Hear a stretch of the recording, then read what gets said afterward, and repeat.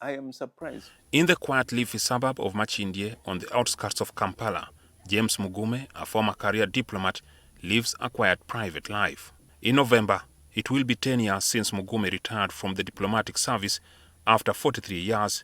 His last position was that of the permanent secretary of the Ministry of Foreign Affairs. As PS 2006, and then retired 2016. Mugume cut his teeth in the Foreign Affairs docket in 1973 during the Idi Amin era, beginning his career in what was then known as Assistant Secretary. In 1980, shortly after Amin was toppled, Mugume was posted as Uganda's High Commissioner to New Delhi, India.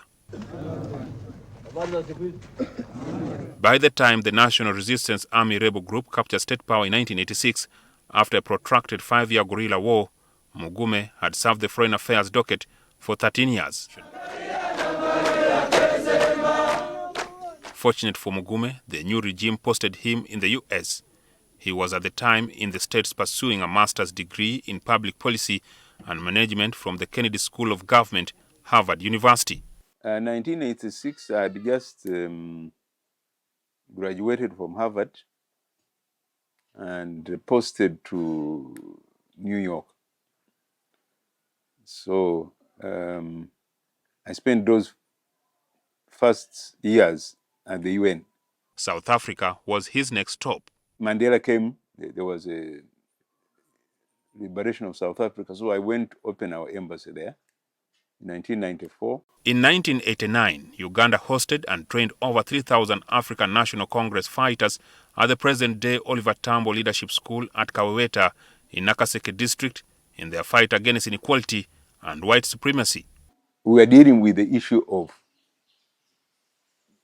liberation of Southern Africa, especially South Africa. So that became a major foreign policy issue. 5 years later, South Africa attained independence. Even for us at the UN, we are dealing with the development issues, security issues, and specifically the issue of independence for South Africa. The fight for the restoration of peace and security was cut out for the national resistance movement from the start, having taken over a state that had been riddled by years of armed conflicts. Before the National Resistance Army had stabilized in power, several rebel groups emerged. Among them, the Holy Spirit movement, led by Alice Aumalakwena, started in 1986, the Joseph Kony Lord's Resistance Army, the Allied Democratic Forces, and Uganda People's Democratic Army. It was a very difficult time, and so that was a set of priorities has to deal with. By default, the provision of defense and security influenced Museveni's domestic and foreign policy. Foreign policy is governed by the domestic foreign policy, because basically foreign policy is about protecting your country's interests, both in terms of their security, their prosperity, and their well-being. The LRA war in northern Uganda ignited fierce tensions between the Kampala regime and Sudan under Omar al-Bashir. The two states were at the brink of going to war.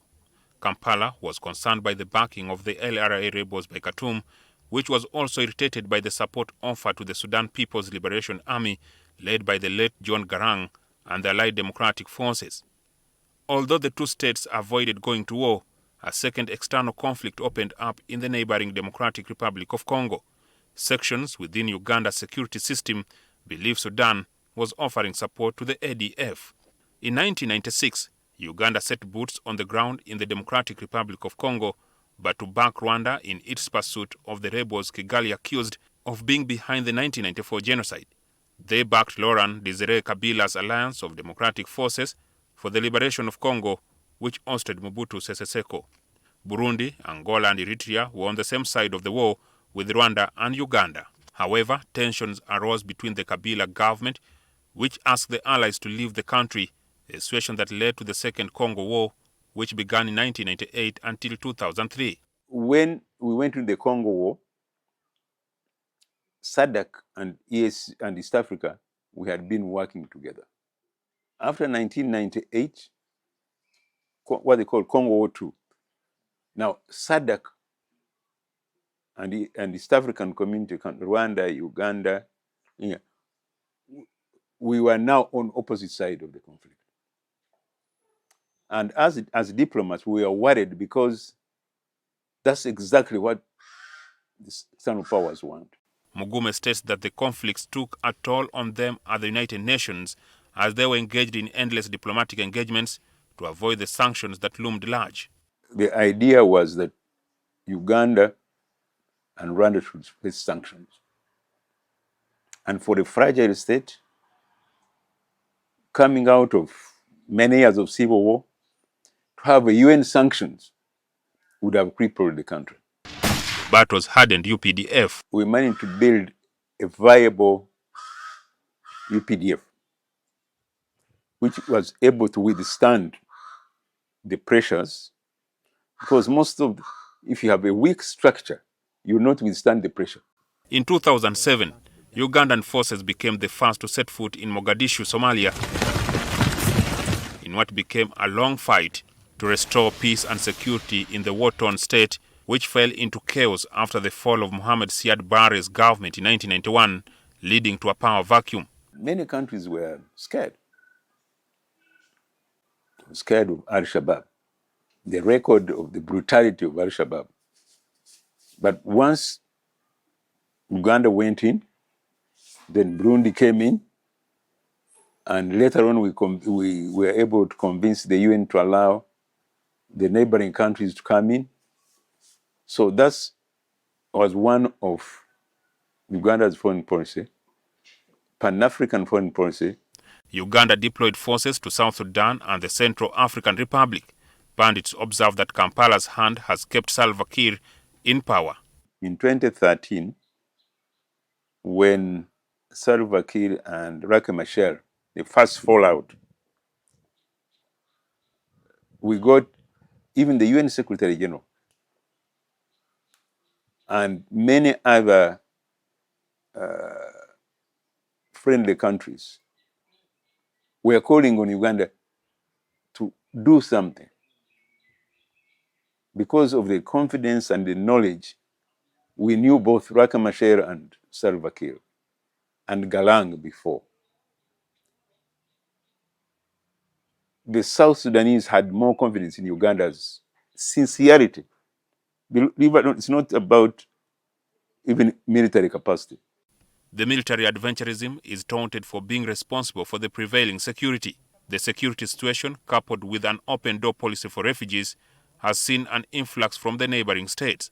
At least 1.5 million refugees are in settlements within Uganda, which makes it the leading host of refugees in Africa and the fourth globally. The push to restore order within the region has arguably been pivotal in paving the way for the attainment of domestic development, opening opportunities for cooperation in trade, foreign investments, and regional integration. We went in 2000s on a better footing. And therefore, as I said, the link between domestic and foreign policy. And because of that, we were able to introduce multi-party system and also start on the development. However, not everyone agrees with the involvement of the UPDF in the affairs of other states. The critics observe that the human cost is high, with some of them comparable to a catastrophe. More on this is highlighted in the second part of the story. Jackson Onyango, NTV. Young people come with open minds